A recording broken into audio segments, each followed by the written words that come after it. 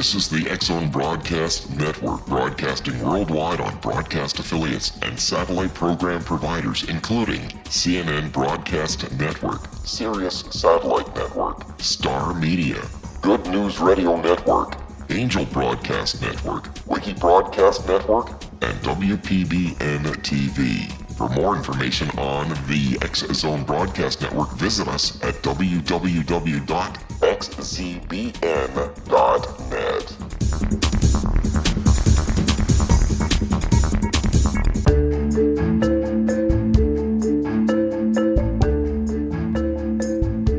This is the TellUS radio show, and I'm your host, Christa Nehls.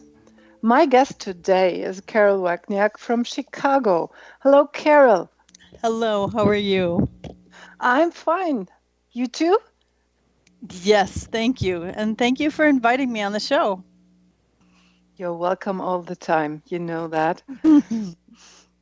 I saw a wonderful sentence in your bio. Let's get Carol. Yes. Yes, it seems to be a tagline for me. Ever since I was a little girl, that has been a theme when there's been something that someone needed. When I was really, really young, they used to call me Mother Goose because the kids would all gather around me. How cute. And I would have, so they would, the moms who had lots of little kids liked the fact that they could call me, and the kids were happy to play with me. So, so it started there. And when I put it on Skype, that became a global event. I believe that. And it's still your tagline today. Yes, it's still a tagline today. Yes. So I have the privilege of being in sacred space with people when they have life experiences going on, whether it's a birth, a death, something that's life-changing for them. It also is my room for learning lessons for me. So yeah. So that becomes my classroom as well. I see. So Let's Get Carol is all over the place. Yes. Yes. Carol, a few weeks ago, I was really astonished. I know you for almost 3 years now, and you told me that you are a doula. And I said, what? I think a great amount of our audience has the same problem. Can you help us? What is a doula? What is her job? What is she doing? Well, first of all, the word doula, it means of service or to be with women. But in my case, the way in which it has expanded my world, I have helped people birth a baby or birth a project or birth to heaven. And so the training that I received was one thing on a professional level, and what my training did not prepare me for was really where my skill sets were developed. And what I mean by that is for example, you have life lessons where you get thrown into the water and you get the test before you get the lesson. And in the classroom, you get the lessons first and then you get the test. Well, it seems in my world that I'm thrown into the swimming pool and I have to figure out how to swim. And sometimes I'm swimming to either be with someone or they're with me. And in the first moments of my experience of being very humbled by what it means to rely on others was when my mom had passed away. I was 6 months pregnant and had 2 little kids, and my bag of waters had ruptured. And the doctor thought the safest place for me, because I was 6 months along, was to be at home. But that meant that my children couldn't be around me, that I was on total bed rest. My husband could go to work, but I found at that hardest time in my life, when I lost my mom, was wonderful, godly women from La Leche League. That was the first group of ladies. A local chapter, which is an international organization that supports moms with breastfeeding. These women brought me lunch and dinner for my husband and I for 3 months. And they helped take care of my kids. They helped babysit, or family members would come and help babysit. And then the doctor would call me in the morning and ask me what my temperature was.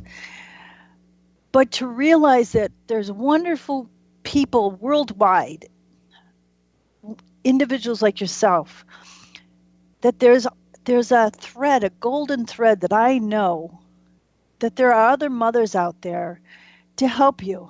Because my mom's prayer was to our neighbor, was to find someone to help me with the kids. I didn't know I was going to have 8 children at that time. I was only on my 3rd. But a mother's prayer goes beyond the borders of countries. That's wonderful, and we will continue that later. I'm Christa Nehls, and we will be right back after this commercial break.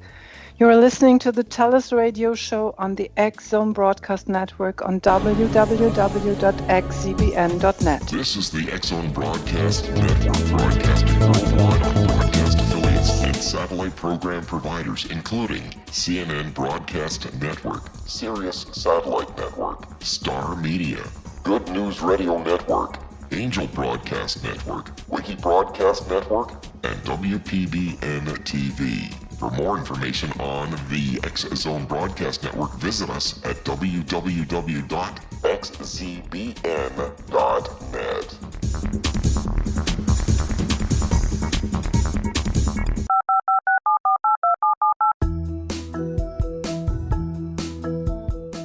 Did you know that when you're on the road with limited data or Wi-Fi, you can still listen to the X-Zone Radio Show with Rob McConnell, The Science of Magic with Gwilda Wiyaka, X-1, Dimension X, Space Patrol, and every minute of the X-Zone Broadcast Network by calling 213-401-0080, courtesy of Audio Now.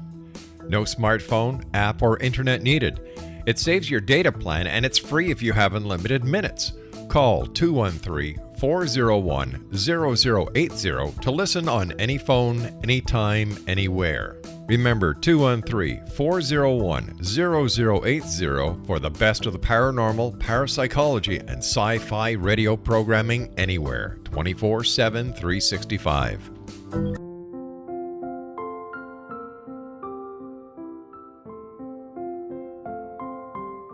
I am Dr. Carl O'Helvey, founder, president of a new cancer foundation focusing on evidence-based physical, mental, and spiritual interventions, including natural cancer cures, prayer, meditation, affirmations, nutrition, and other related holistic cancer prevention and cure modalities. These are used in cancer education, research, and financing care. I ask for your help to continue this important work by donating at www.holisticcancerfoundation.com.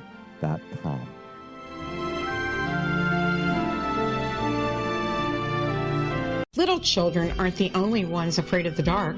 Millions of soldiers return from war zones with PTSD, anger, frustration, fear, and loneliness, much of which surfaces during the darkness of the night. You have the chance to change the lives of these American heroes. Songs and Stories for Soldiers.us provides free MP3 players for these men and women. With a list of 3 million songs in 16 different styles, 100,000 audiobooks, and and 30,000 old-time radio programs, every veteran can find something to soothe and comfort them at no cost. All our players contain an 8-hour audio program designed to help veterans fall asleep. With 1,500 plus vets now participating, it's our goal to deliver 10,000 audio players this year. Go to our website at songsandstoriesforsoldiers.us. Help us help a veteran make it through the night.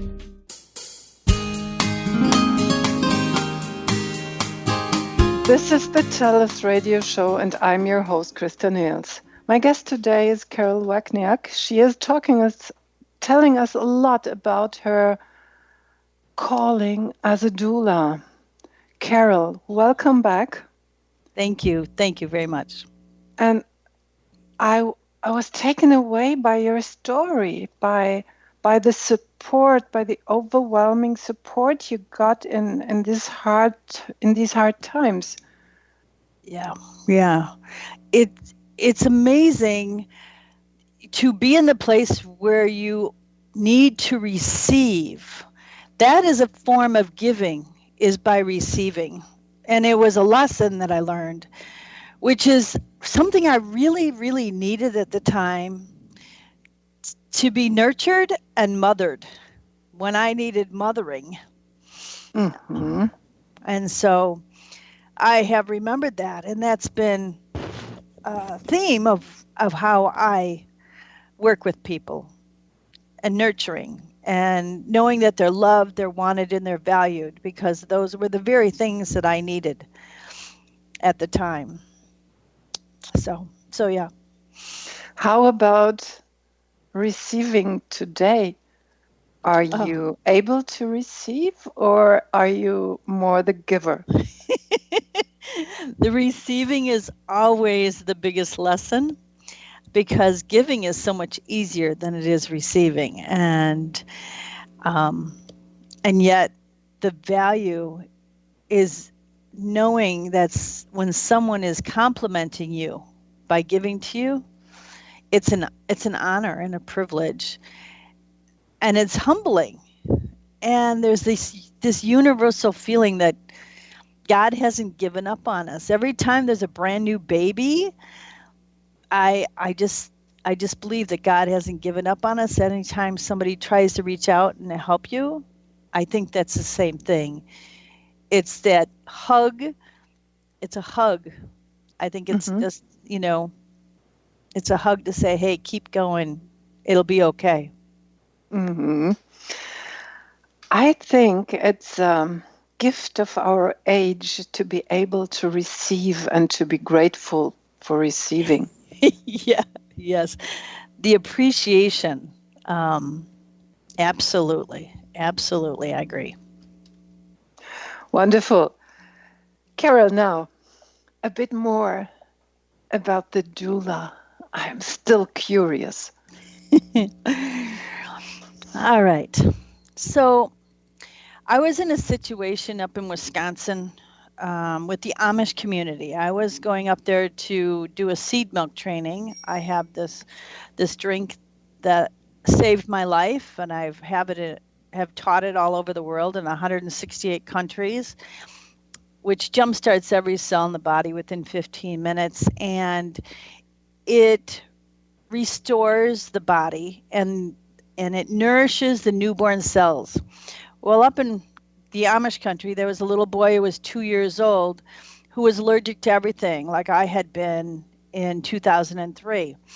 And so I went up to the Amish community to do this training, and there was a woman who had opened her home to me, but she had also ended up having women coming to her house to have their babies.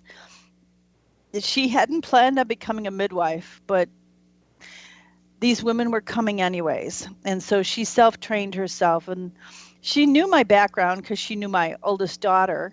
I have 6 daughters, and my oldest started doing labor support with me when she was 8 years old. We had an unwed mom's ministry in our home. And so this woman, she had known a little bit about our background, and my daughter Becky was a massage therapist, and she was serving the Amish community. So the two of us were at this lady's house, and a woman had gotten there much earlier in the middle of the night and had been in labor all day, and she had like a little side birthing room. And even though I was there to serve in one capacity, this woman had come up to me and she said, "Will you come and check on this mom that I have in the bedroom? I'm not quite sure what's going on." And so I said I would, and she asked me to put gloves on and if I would be attending to her, and I said I would help her.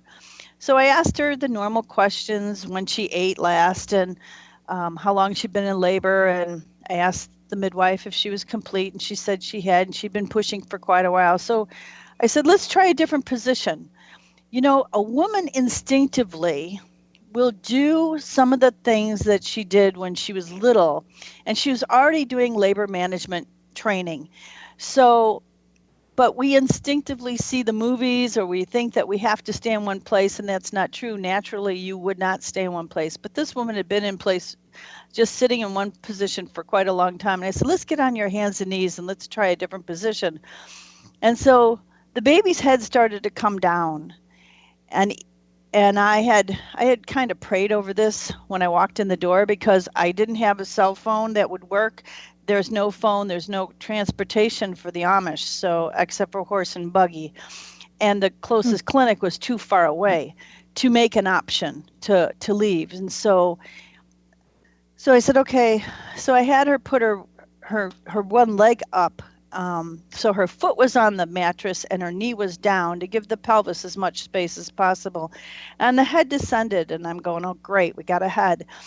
And I go, next contraction, we should have shoulders. And we didn't have any shoulders. They did not come out. And I'm like, oh, shoot. And my instincts were telling me, go get Becky. So I walked in the other room and I said, Becky, come here, please. And I walked back in and I said, put your gloves on, Beck, and I need you to, I'm going to pull the head this way, and I need you to reach up and grab the shoulder and rotate that shoulder forward. Put your hand up along the back, stick your finger in the armpit, and slowly rotate the shoulder. And with the next contraction, we had one shoulder, then we had another. And the baby came out, and then Becky left the room because she likes postpartum work. She doesn't like doing the births. And but she's what was happening was these shoulders were stuck, and this baby wasn't going to descend without a rotation, and I needed that second pair of hands. And the other midwife who was there, the self-trained one, she hadn't had any experience with shoulders dystocia. So we got the mom and the baby settled down, and the dad looks at me, and the Amish are very proud, but they're true to their word. So he says he knew the significance of what had just happened, and he looks at me and he says, what do we owe you? And I said, how about a hug? And you should have seen that smile. It just jumped off of his face. He just, his shoulders brightened up. He stood up taller, and he says, I can do that. Because and the mom said, come here and I'll give you a hug. And I said, you know, we are here by grace. The chances of me being here, and it turned out that this woman, Esther, my daughter had delivered her other child the year before, and that baby also was a shoulder dystocia. And who would have seen the fact that, you know, my daughter and myself would have delivered this lady's two babies. And my other daughter, Becky, when she got home, she had looked up shoulder dystocia, and she goes, oh my God, Mom, do you know what just happened? And I said, yeah. She's like, she was going crazy. She goes, do you know it's one of the, you know, life-threatening situations? I said, yes, Becky, I do. And so, you know, that just felt good. At the end of the day, that was one of those moments that this wasn't in my training, my own personal training as a doula, but it was a life training that I'd gotten from being around other people's births. Yes, I understand what you mean now. Yeah.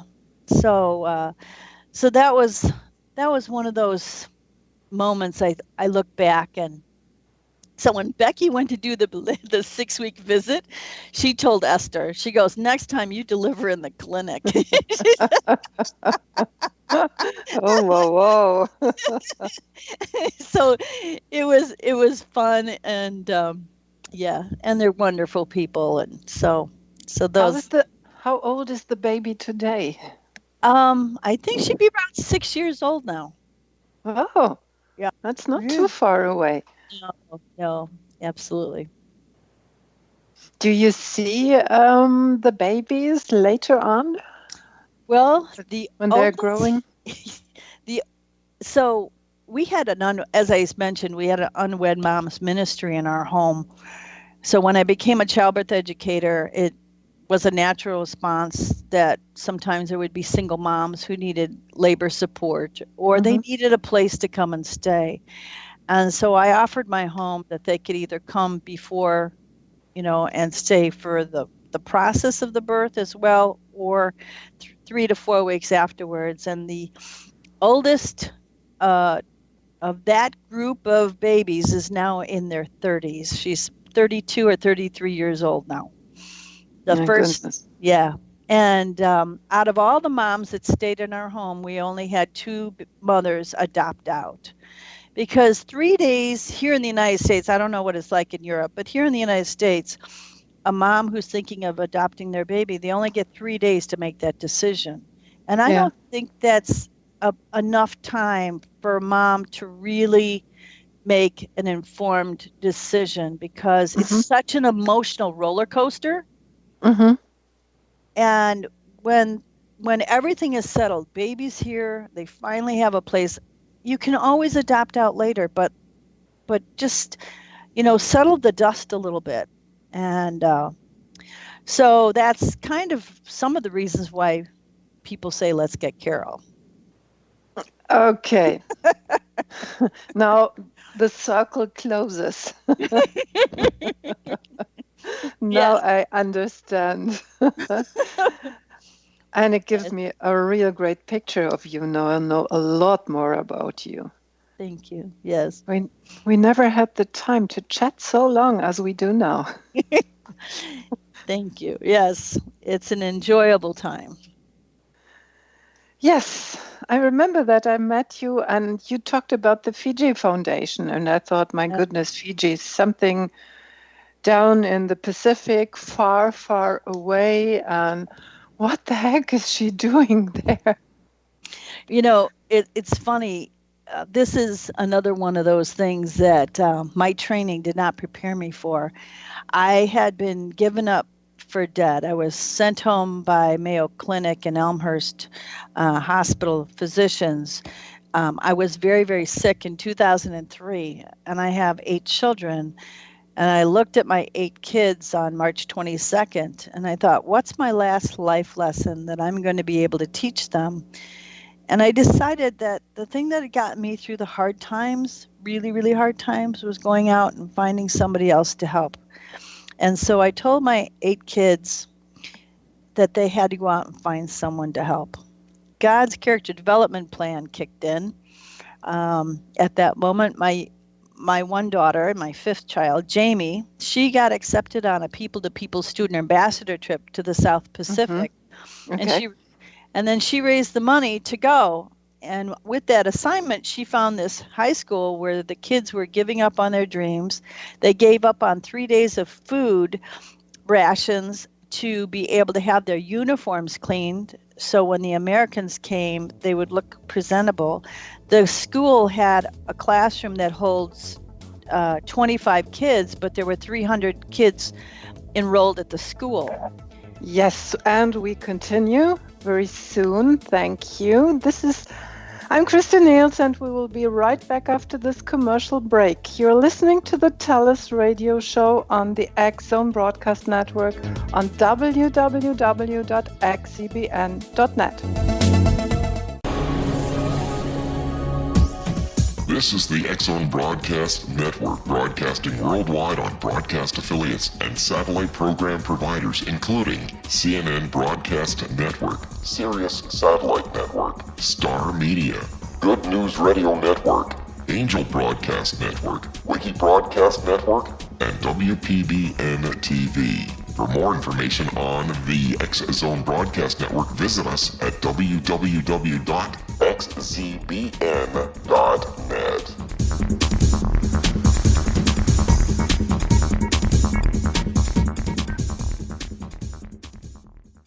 would you like to be able to read other people's minds? Well, the next best thing is here. When you know how to read a person's name, you know how the person thinks, feels, and behaves. Each letter in our name holds a key to unlock our true essence. Our name contains both our gifts and challenges in this lifetime. Nemology science discovers personality secrets hidden in the placement of the letters of our names, including the first and last impression people remember about us. Sharon shows us how to interpret the arrangement of letters as outlined in her book, Know the Name, Know the Person. Sharon Lynn Wyeth created Nemology science after 18 years of research and testing her theories, and has supported thousands of people around the world in understanding themselves and others better. You'll enjoy Sharon's unique teachings as she shares her system to learn the gifts behind your given birth name. Even if you don't like your birth name, there are jewels in this book. If you're thinking of changing your name, ready to name your child, or wanting to get along better with others, this is the book for you. If you'd like to improve your relationships and change your life for the better, get the book today, Know the Name, Know the Person, or visit www.knowthename.com. That's www.knowthename.com.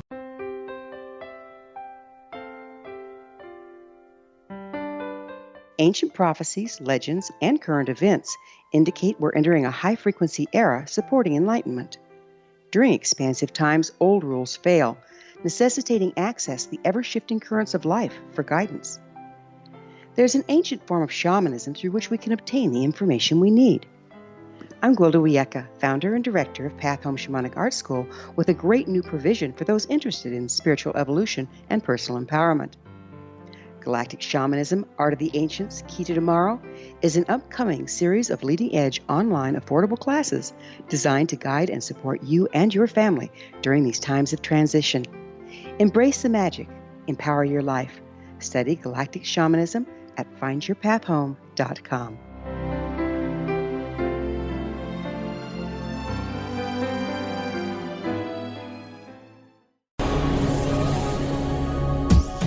This is the X-Zone Broadcast Network, broadcasting worldwide on broadcast affiliates and satellite program providers, including CNN Broadcast Network, Sirius Satellite Network, Star Media, Good News Radio Network, Angel Broadcast Network, Wiki Broadcast Network, and WPBN TV. For more information on the X-Zone Broadcast Network, visit us at www.xzbn.net.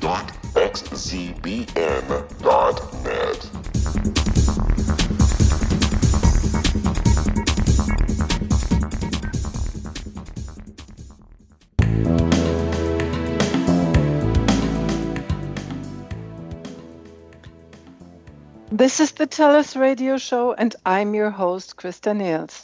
Welcome back, Carol. Thank you. So as I was saying, the school resources was very limited, and the kids were giving up on their dreams and getting sick on the water. And the classroom only held 25 kids, and they didn't have a library. And so when my daughter Jamie came home and she told us about the kids getting sick on the water and all of their plight, she had decided that this was somebody that we should help. And my health wasn't necessarily strong, but I had started to get better because I met an alternative health practitioner and started drinking the seed milk. And so we didn't have much money at the time, and I thought, what in the world do we have? And we had 30 books of our own personal library: Think and Grow Rich, Laws of Success, Purpose-Driven Life, and books like that, The Ultimate Gift. And so we decided to send the books. We sent school supplies and a water pump. We found a water pump that was fitted for that area. And so we shipped those things. And the principal started reading a chapter a day to the students on a tarp out in the front area of the classrooms and the school building. And so as he was reading, over a period of time, I emailed him. I said, what's your dream? And they sent me a $3.5 million picture of a school building, which had 2 wings, which would be dorms for the students because they actually live at the schools. The architect who designed that building was JAIMI Associates, the same exact way I spell my daughter's name, Jamie. The contractor that bid on the job, if it was ever funded, was Canta Construction, and Canta was my mother's maiden name, and she died when I was 23. And so I looked at this as one of those Blazing Saddle moments. I don't know if you've seen that movie, but the languaging is, it's one of those things that you've got hit with a 2x4. That's a wake-up call. And my husband and I sat at the kitchen table and we looked at each other and we thought, well, what are we going to do? Are we going to try to find a way to help them? Or are we going to just say this is way too big for us and we don't have a way to help them? And we decided to say yes. And we figured out that if we find somebody who can help them build the school or help them with the school, then we've done our job. So we took $50,000 out of our home equity and we started hanging around people. And one of those is the organization of CEO Space International. But I had met our architect, this gentleman, somebody introduced me to, and on a handshake, Jocelyn says, I'll help you build the school. And 4 weeks from the time I met Ho, who was in an event, reading in the lobby of the hotel, who asked me about Fiji when he overheard me talking. And he says, I might have somebody who might be interested. And in he brings Mr. Jocelyn Mackay, who's a master plan architect. He had done stuff all over the world. And anyways, in 45 minutes, he said he would help. And in 4 weeks, Ho and Jocelyn were in Fiji to speak with the chief. And the chief, who owns the land under the Shangri-La Fijian Resort. He owns the island of Tavarua. He and his family clan, they own over 1,000 acres up on this hillside. And ultimately, what the chief had discovered, that the original drawing wouldn't fit on the piece of property that original building was planned for, and it was Methodist Church property. They wouldn't have any ownership of it, and the land was too low. The ocean could wash it away. So the chief decided one morning to take them up on the hillside, and he waits for Jocelyn to get out, and he says, God said I'm to give 100 acres, and you're to choose the 100 acres, and it's for all the children of Fiji and anyone else who wants to come. And that $3.5 million picture for 300 students, with the wave of his hand, turned into a $60 million school campus vision for 10,000 students. Ooh, there are shivers running down my spine. Yeah. These are numbers. And my mother's prayer, I have to find someone to help Carol with the children, goes beyond my vision of understanding. Okay, now you're taking care of 10,000 children. At least trying to figure it out. Yeah, because there's no classroom that teaches you how to do this. I'm a homeschool mom, and there's one thing I do know is that if you give the kids a way for them to experience their dream, you don't have to get them up for the classroom. They will participate. And one of the biggest things, we have all the architectural drawings, everything's approved, everything's ready to go. And but one of the things I'm holding to is there's 14 provinces. Pick teams of students from each of those provinces and pick a building, that one's yours, from ground up. What's it going to teach them? This architectural design is all eco-friendly, it's all green, sustainable. If you teach them and allow them to be the builders. They're building their own legacy, number one. Two, when they finish building the building, they know how to maintain it, they know how to take care of it, they know how to duplicate it. So the construction design that they learn, this is not a cinder block kind of a cheapo construction. This is the real deal. The 400 and plus schools that just got blown down 2 years ago from this cyclone, a level 5 cyclone that hit Fiji, they can now go back into their communities and build solid construction, things that would stand and withhold the winds that they experience, the wave destruction that they experience. They can understand why they need to build on higher ground and all of these things.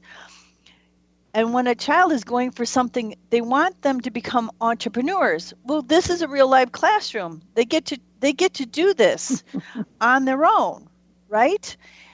Absolutely.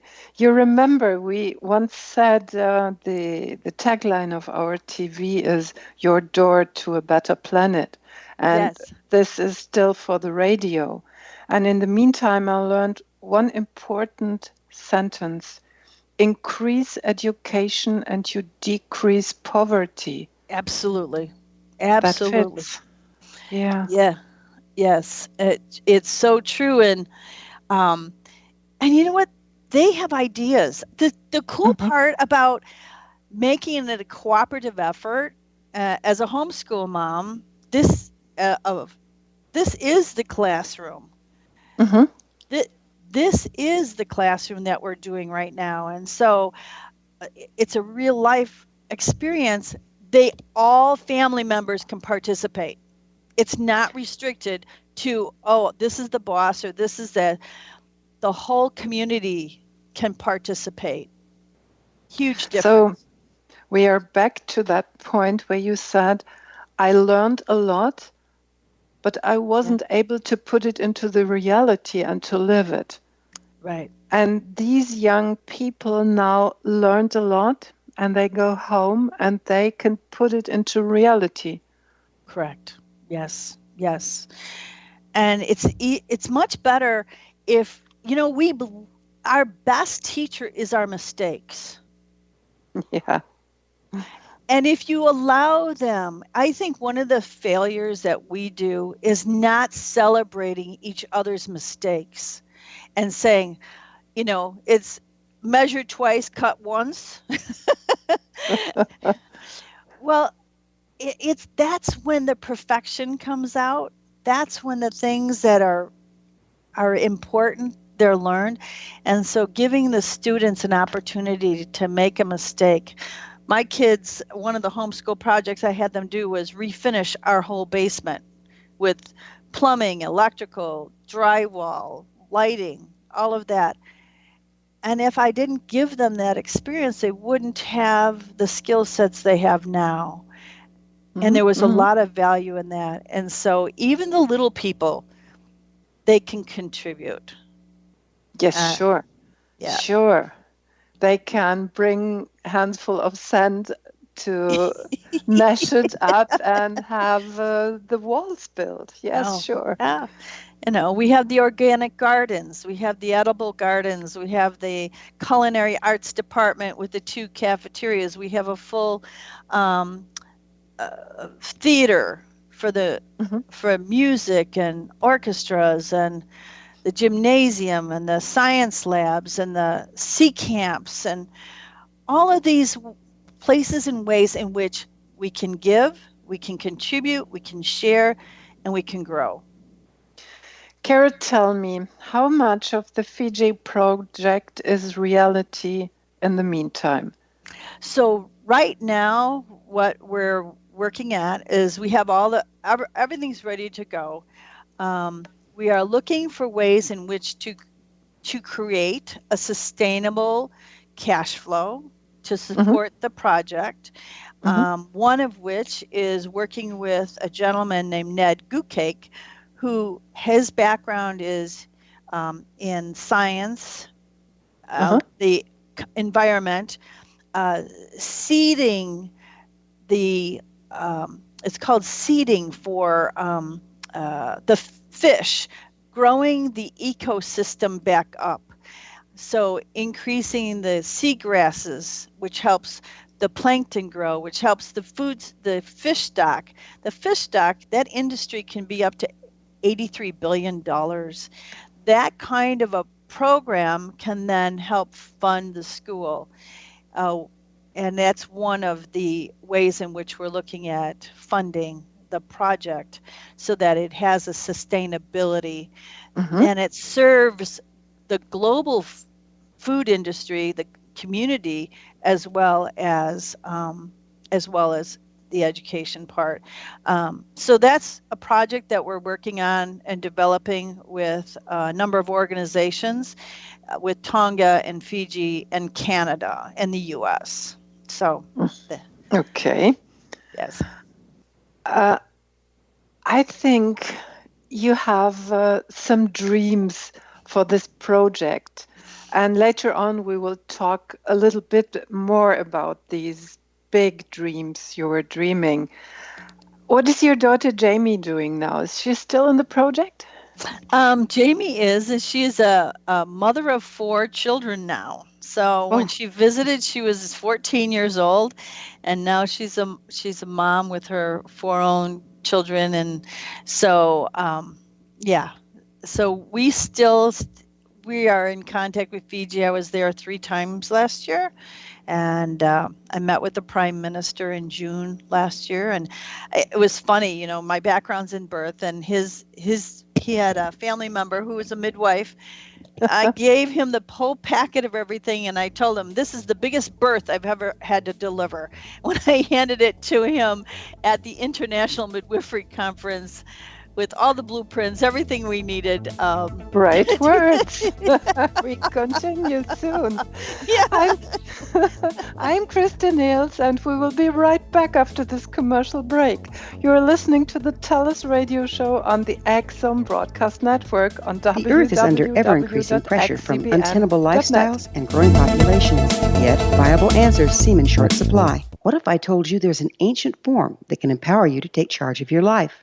What if your entire family could be enfolded and supported by life itself, finding safe passage through challenging times? I'm Gwilda Wachniak, founder and director of Path Home Shamanic Art School, with great news: an upcoming series of leading-edge online affordable classes based in an ancient form of shamanism, easily learned and used by your entire family. Galactic Shamanism, Art of the Ancients, Key to Tomorrow are a series of online adult and children's lessons instructing your entire family on natural law, how to cooperate with and be supported by the powers of the universe. Visit findyourpathhome.com to find these unique and powerful classes.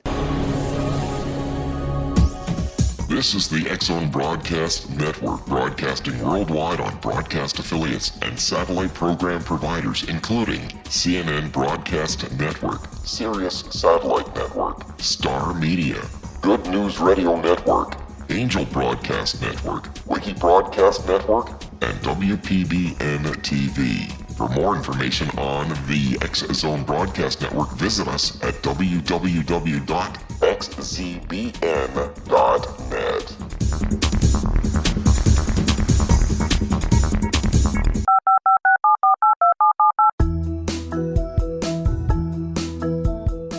Did you know that when you're on the road with limited data or Wi-Fi, you can still listen to the X-Zone radio show with Rob McConnell, The Science of Magic with Gwilda Wachniak, X-1, Dimension X, Space Patrol, and every minute of the X-Zone Broadcast Network by calling 213-401-0080, courtesy of Audio Now. No smartphone, app, or internet needed. It saves your data plan, and it's free if you have unlimited minutes. Call 213-401-0080 to listen on any phone, anytime, anywhere. Remember, 213-401-0080 for the best of the paranormal, parapsychology, and sci-fi radio programming anywhere, 24/7, 365.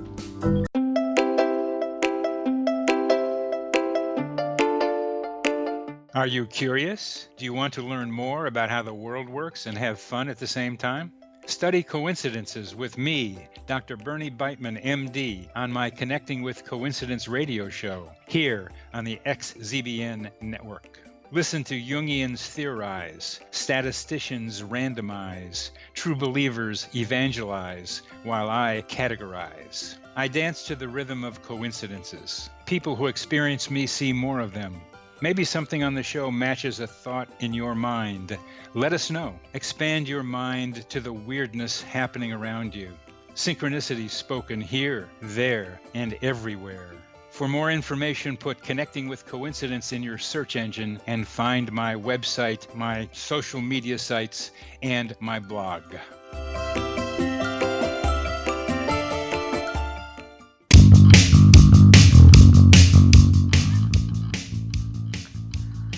This is the TellUS radio show, and I'm your host, Christa Nehls. My guest today is Carol Wachniak from Chicago. She is a doula, and she is a founder and president of the Fiji Foundation. Carol, welcome back. Thank you. Thank you so much for having me. Carol, we talked about Fiji and the foundation, and that your family grow by 10,000 children now. And what's your greatest dream? To make it come true. I think that capturing the inspired ideas, that the global community becomes a cooperative community, and that when we encourage the dreams of one, we inspire the dreams of all. And my hope is that someone hears, for example, this segment of the radio show, and then they have something that they want to contribute. And it doesn't have to be something big. This is the thing. What I've discovered over the years is that what we have now, individually and collectively, is enough. If it was $1 and 1 million people committed $1 to a project such as this, that would serve thousands right off the bat. It would set the foundation. So I love sharing this story, because when we give ourselves permission to dream, we give others permission to dream. I'm completely with you. And that's why I asked you to be my interview partner. I love your dream because it could have been my dream. Oh. It's, I want to support you as much as I can. And, Sigrid will do too. We want to give a chance to make this world a better place, to give it to the children that inherit everything from us, that they have a planet on which they can live on without any problems, where they can say, okay, we breathe clean air and we have clean water, and our children, we can raise them. So yes, we fit so perfectly together. Yeah, children come up with wonderful solutions. I met a young man once, and he had some knowledge base about the gold industry, and he ended up with mining, that there was a bacteria that he found out about, discovered, which actually increased the production in the gold mining industry. That when you use this bacteria, you eat up the garbage, and they were able to access more gold. And he was just a young student. There was a young girl, she was 9 years old. She's a CEO Space member. I think she's about 11 now. But when she was 8, she set up a nonprofit. She raised $350,000 one year for the homeless. Mm-hmm. We cannot underestimate the power of a child's dream. That's so true. I meet so many children and young people now that fled to Germany from war and what they call persecution, and they have dreams, and their greatest dream is to be free Yeah. and have free speech. And when they realize they have free speech, they they ask for permission to tell about their dreams. Yeah. Yeah. And it's so great to learn about that, to see how well fed and fed up we are, that we do not realize in the first moment how simple these dreams are. We Yeah. forgot about that. Yes. Yeah. And we could have someone tell us, no, it's not possible, right? And I think a lot of times we hold back the conversations we have in our minds, or we have with other people who don't quite catch on to that vision right at the earliest stages, that just through those tough times of holding on to that dream, it defines us. It helps us get more strength and makes our roots go deeper so that the winds blow on the treetop. We're not knocked over. Oh, yes, that's a wonderful picture. Thank you for that. Yeah. I think I can use that sometimes. Yes, exactly. And, that was one of the lessons I've had over the years, when things have been kind of tough is, and you look at nature and you go, the character traits of a tree, what are they? And then how am I like that? And there's Yes. abundance. There is abundance. When we look at the grass, there's abundance. When we look at the tree trunk and it's so strong and yet it has some rough edges along the way, but its core is solid. And, how are we like that? And how can we see that in each other? So, Yes. Yes. yeah. It's this picture that's taking me at the moment, and I'm following it, and I'm feeling these trunks and the Yeah. branches and the leaves and growing it, having all Yeah. the life and the juice in it to live and be grounded and connected with the earth. Yes. Yeah. And that's how I see the Fiji project, to be honest with you. I had a musician, um, who wrote a piece of music for us, and what I said to him, he goes, I don't know how to. He was saying thank you to me. He goes, I don't know, how to do this yet. So I took him up to the cliff top of the property, and I said, I just close your eyes a minute. And I said, I want you just to feel the ocean breeze on your face, and feel it blow through your hair. And I said, and behind you is the auditorium and the gymnasium, and you can hear the laughter of the children, and you can hear their feet pitter patter through the hallways, and you can smell the aroma coming out of the cafeteria, and just how rich this experience is. And I said, and all of a sudden, over the wind, you hear the first note, and then you hear the next note, and then you hear the music start to play. And he goes, I got it. And he wrote a beautiful piece of music for the school, and it's the title of it. He put, "We Trust in Love." Sometimes you have to play it for me. Yes, and I will. And if nothing else comes out of this, is that when we love each other sincerely, everything becomes possible. Love is limitless, Yes, it is. crosses Yes. all borders, existing and non-existing borders. Yeah. Yeah. Carol, if you could dream even more, what would you tell us? Oh my gosh. How important you all are. Seriously, that each and how I see my world is that when I look into someone's eyes, they're a 1-day-old baby. And everyone wants to feel safe, and they want to trust, and they want to be loved and valued and wanted, and they want to be nurtured. And when I look into the eyes of strangers, I see a 1-day-old baby. And I think, how would I talk to that 1-day-old baby, and how would I respond? And if we could do that for each other, Yes, it would change us. that's right. Yeah. And I'm fully with you.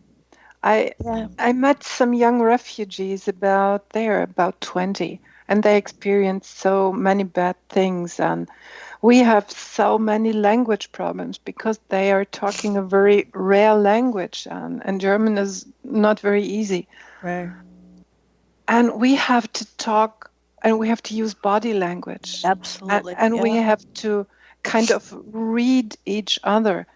And I see in their eyes, in their faces, what they are yearning for. And it's love and being appreciated and being valued and having a value and contribute. Yeah. It's a universal need. And when we do that for each other, we touch cultures that you wouldn't touch. When I was speaking in Fiji and I was sharing with the parents at the school, and somebody said they don't speak English, and I said, it's okay, they'll understand my tears. Mm-hmm. Yes, they do, and I do. I hug you. I send you a huge, big hug. Thank you. Only for you. Thank you. Carol, from Toastmaster to Toastmaster, I have to admit you are a wonderful, wonderful, wonderful, great storyteller. I enjoyed the time with you. We are close to the end. Thank you, thank you, thank you for sharing the time with me and talking about your dreams. Thank you. Join me, Christa Nehls, next week on the TellUS radio show on the Axon Broadcast Network on www.xcbn.net.